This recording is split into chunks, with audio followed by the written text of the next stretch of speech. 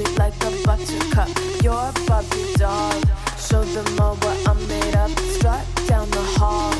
Won't stop till I get enough. Welcome, everyone. Today, we're doing a deep dive into the life and legacy of President Jimmy Carter. But, not in the way you might expect. Oh, yeah. We're using Andrew Young's eulogy as our main source. Interesting. So we're looking at Carter through the eyes of someone who knew him really well. Exactly. I mean, Young was a huge figure in the civil rights movement. Right. He was a congressman and then became Carter's ambassador to the UN So they were close. for over 50 years. Wow, that's incredible. You know, it's so interesting how Young starts his eulogy. He calls Carter a miracle from Plains, Georgia. Miracle from Plains, Georgia. Huh. What do you think he meant by that? Especially given the history of the South during that time. Yeah, it's a very loaded statement. I mean, Plains, Georgia was a small town in the deep South during a period of intense racial tension. Young even admitted to feeling a little nervous driving through Plains back then. It makes you think about the context of the civil rights movement and the pushback it faced. Like, Young even mentions the Sumter County Sheriff in his eulogy. Oh, right. The one who was, Martin Luther King Jr. called him one of the meanest men in the world. yeah, because of his staunch segregationist views. Exactly. He was a huge obstacle to the civil rights movement. And get this, Carter considered this same sheriff a good friend. Wow, that's pretty surprising. I mean, how could someone who championed equality be friends with someone so opposed to it? It does seem contradictory, right? But maybe that speaks to Carter's character, like his ability to connect with people from all walks of life. Yeah, Young talks about how Carter grew up as part of the white minority in a majority black county. That must have shaped his worldview. Absolutely. To grow up in the Deep South during that era, surrounded by, those racial dynamics, it must have been a unique experience. It makes you wonder how that environment shaped his commitment to equality. And it wasn't just words. When Carter went to the Naval Academy, he requested a black roommate. Really? In 1943. That was during a time when the military was still segregated. Exactly. It shows how deep his commitment to equality ran, even back then. It seems like he was always willing to go against the grain. You know, one thing that really struck me about Young's eulogy was his focus on those little deeds of love and mercy that Carter was known for. Yeah, that's interesting. What do you think he was getting at? Well, it seems like he was trying to show us a side of Carter that goes beyond the political achievements. Right, like the human side of him. Exactly. He was a man who genuinely cared about others, and he acted on that compassion.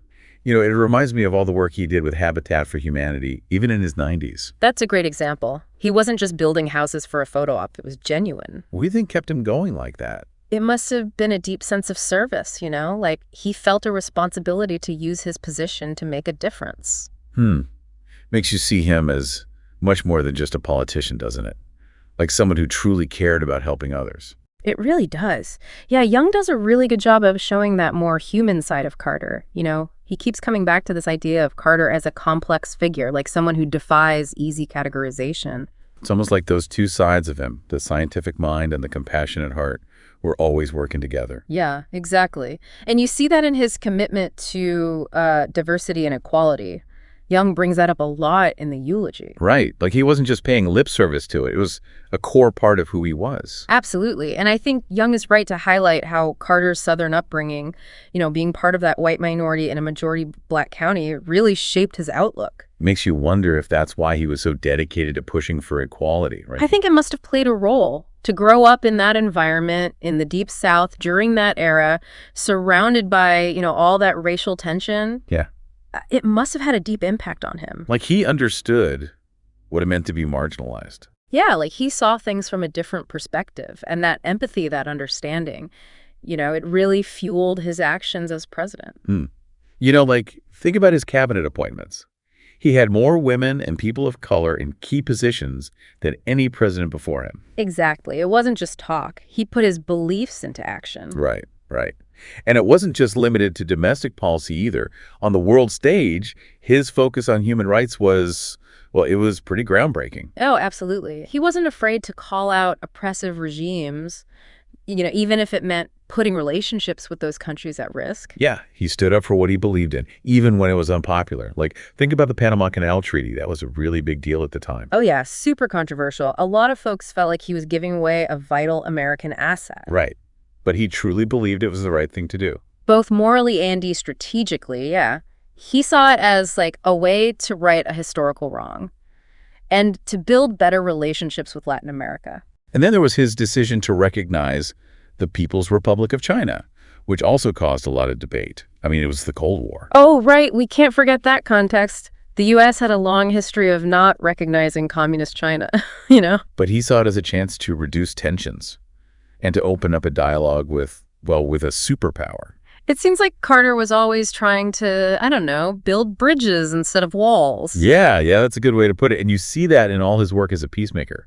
Like, he wasn't just reacting to conflicts. He was trying to prevent them. Right, like with the Camp David Accords, bringing together the leaders of Israel and Egypt, two countries that had been at war for decades. That was huge. It was truly historic. It showed the power of diplomacy and Carter's ability to bring people together. Yeah, even seemingly intractable enemies. And the thing is, even after leaving office, he never stopped working for peace and justice. Think about the Carter Center and all the amazing work they do. It's unbelievable how much he accomplished, both during A&D after his presidency. Yeah. It's like his dedication to service never wavered.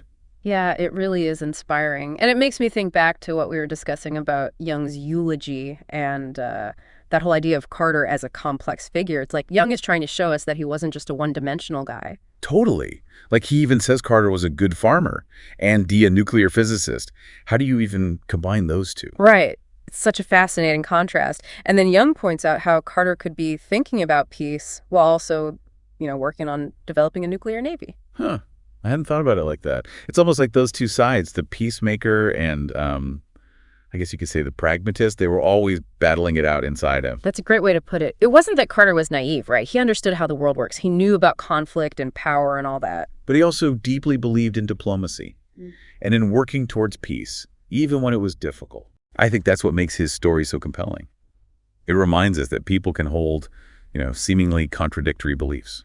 And sometimes it's in that tension that that push and pull that we discover our strengths. It all circles back to those little deeds of love and mercy that Jung kept talking about.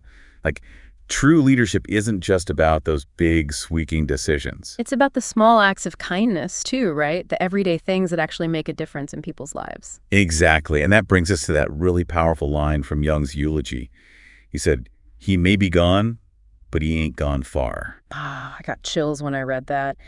It suggests that Carter's legacy, it's not just stuck in history books, it's alive and well. In the lives he touched, yeah. And the values he lived by. His spirit, his belief in service, his faith in humanity. It's all still with us. It really is. And as we finish up our deep dive today, I think it's worth reflecting on that. Like, how can we in our own lives carry on Carter's legacy? What will our little deeds of love and mercy be? That's a question for all of us. I think Carter showed us that anyone can make a difference. No matter who you are or what your background is, That's a great point. Well, thank you everyone for joining us on this deep dive. We hope you learned a little bit more about Jimmy Carter. The man from Plains, Georgia, who really did change the world. And we hope you'll keep thinking about his story and about what each of us can do to create a more just, compassionate, and peaceful world. Sound the alarm. I'm coming up. We'll have a ball. I'm sweet like a buttercup. You're a Barbie doll. Show them all what I'm made of. Strut